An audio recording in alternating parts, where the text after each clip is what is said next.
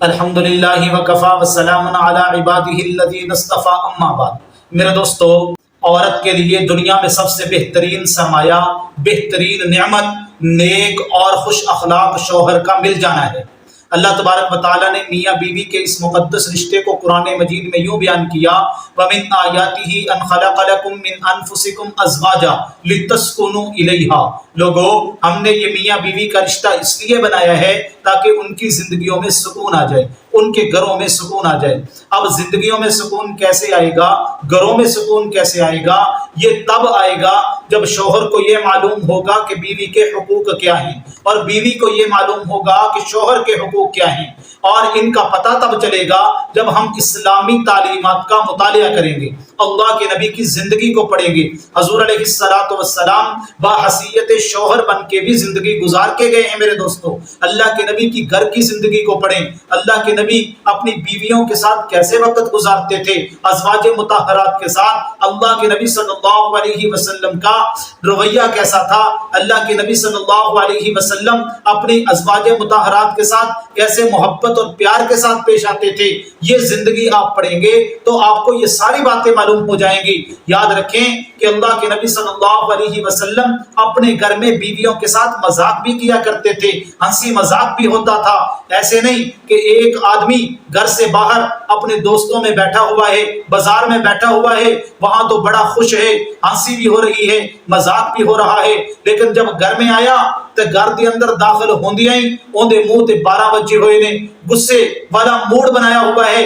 ایسا موڈ نہیں بنانا، بلکہ گھر والوں کے ساتھ مسکرا کے رہنا ہے، ہنسی خوشی رہنا ہے، ان کے ساتھ مذاق بھی کرنا ہے۔ کتابوں میں ایک واقعہ لکھا ہے، اللہ کے نبی صلی اللہ علیہ وسلم حضرت سودا رضی اللہ تعالیٰ عنہ کے گھر کے اندر تھے۔ یہ اللہ کے نبی کی بیوی ہیں، ان کی باری کا دن تھا۔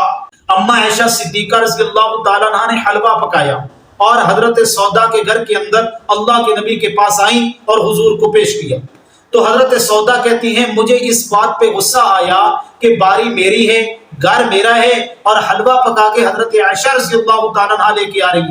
اب سوتنوں کا معاملہ تو تھا، آپ کو پتہ ہے یہ کیسا معاملہ ہوتا ہے، تو کہتی ہے مجھے یہ بات ناگوار گزری۔ تو اللہ کے نبی صلی اللہ علیہ وسلم کو جب انہوں نے پیش کیا تو اس میں سے تھوڑا سا حلوہ لیا اور حضرت عائشہ رضی اللہ تعالیٰ عنہ نے مجھے بھی دیا کہ اے سودا آپ بھی لے لیں۔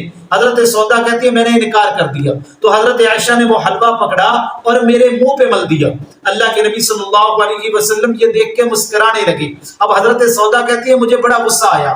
اللہ کے نبی نے جب دیکھا نا کہ حضرت سودا کو غصہ آ رہا ہے تو اللہ کے نبی صلی اللہ علیہ وسلم نے حضرت عائشہ کا سر مبارک یوں پکڑا اور حضرت سودا سے کہا، اے سودا، اس نے تیرے منہ پہ ملا ہے، اب تم حضرت عائشہ کے منہ پہ مل دو۔ حضرت سودا کہتی ہیں میں نے حلوہ لیا، حضرت عائشہ کے منہ پہ مل دیا۔ اب یہ ہنسی مذاق چل رہا تھا، حضرت عمر فاروق رضی اللہ تعالیٰ عنہ کے بولنے کی آواز آئی۔ اللہ کے نبی نے فرمایا دونوں جلدی جلدی منہ صاف کر لو، منہ دھو لو، میرا عمر آ رہا ہے۔ اب یہ گھر کے اندر اللہ کے نبی صلی اللہ علیہ وسلم ہنسی مذاق بھی فرما رہے ہیں، اور اپنی بیویوں کے ساتھ اللہ کے نبی محبت کتنی فرماتے تھے۔